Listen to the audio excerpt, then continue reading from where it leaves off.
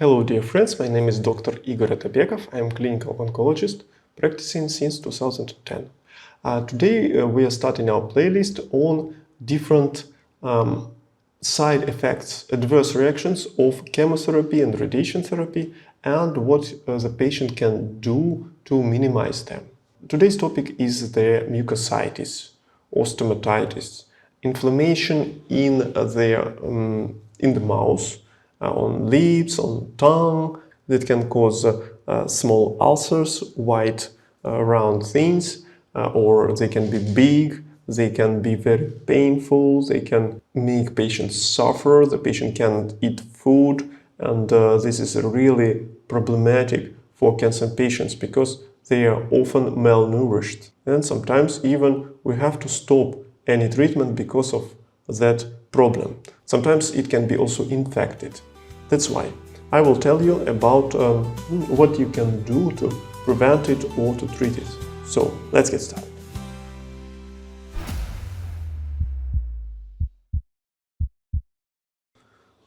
First of all, mucositis is inflammation of the mucosa, meaning it can cause ulcers again in the mouth, also not only in the mouth, but in any part of gastrointestinal tract. For example, in esophagus, in stomach, in guts, and it happens quite often. Up to 40% of patients may suffer from this complication. So, what do we need to do? First of all, we are afraid of damage to mucosa and of infections.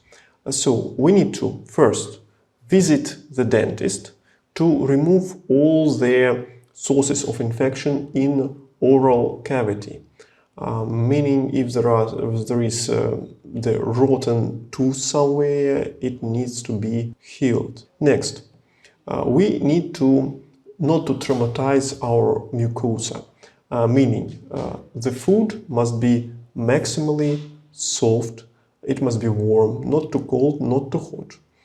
Don't use any rough food, any chips or crusts or seeds, nuts. This all can make microtrauma to the cells of mucosa, and at the time of treatment, this mucosa is very easily traumatized. Don't use any drinks with gas, alcohol, and minimize your smoking or tobacco. Don't use any spicy, sour, acidic food, too salty food. All the food must be I would say, hydrated, wet, a lot of water, liquid there, and it must be very soft. And when you brush your teeth, always use a soft toothbrush. So this will also help you to minimize trauma to mucosa. And the third component is to affect the mucosa, decrease inflammation, decrease free radicals that will affect mucosa and damage it and cause ulcers. And of course, struggle with possible infections like fungi or bacteria. You can wash your mouth all the time with warm water or chamomile, for example, because it has anti-inflammatory effects. To do prophylaxis of infections, many doctors may sometimes subscribe their mixture, the cocktail of different anti-infective remedies. First component is furacillin. It's a yellow liquid in the container, usually, or you can prepare it buying 10 tablets of furacillin, making them powder, adding their physiological solution and making this yellow solution. Then you add the antibiotics, gentamicin usually, 160 milligrams or 2 ampules, nystatin, 500,000 units, 10 tablets. You need to make powder of them and mix with all the above ingredients. Keep this in the fridge and rinse your mouth every 2 hours. And make it warm before washing your mouth. When it's very painful, doctors may prescribe 2% lidocaine solution if the patient has no allergy. Also, antacids can be added to neutralize acidity, to neutralize stomach acid, like Maalox, Gaviscon, Rene or others, and also different tablets for sore throat.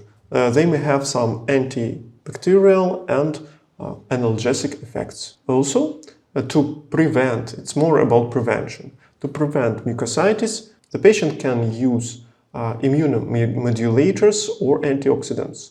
I was talking about quercetin. Olive oil is full of antioxidants. You can keep it in your mouth to neutralize free radicals that will damage the mucosa. There is quite a lot of clinical evidence that honey may help. If you take honey, just small amount, and keep it in your mouth, waiting until it dissolves. It is also helpful for mucositis, but the problem is some patients may have diabetes, or they get dexamethasone that increases blood sugar. Also, if the patient is on keto diet, it's not good for him. But as an option, honey is not bad. Also, medicinal mushrooms are very interesting because they are highly investigated in Asian countries for cancer patients. They really help to decrease their different adverse reactions of chemotherapy, of radiation therapy. I'm talking about, for example, Coriolus versicolor or reishi or other mushrooms, and also they're helping immunity to be more active against cancer. That's why medicinal mushrooms are very interesting agents for cancer patients. And one more thing I wanted to tell you is that theoretically the antioxidants may decrease the effectiveness of chemotherapy or radiation therapy.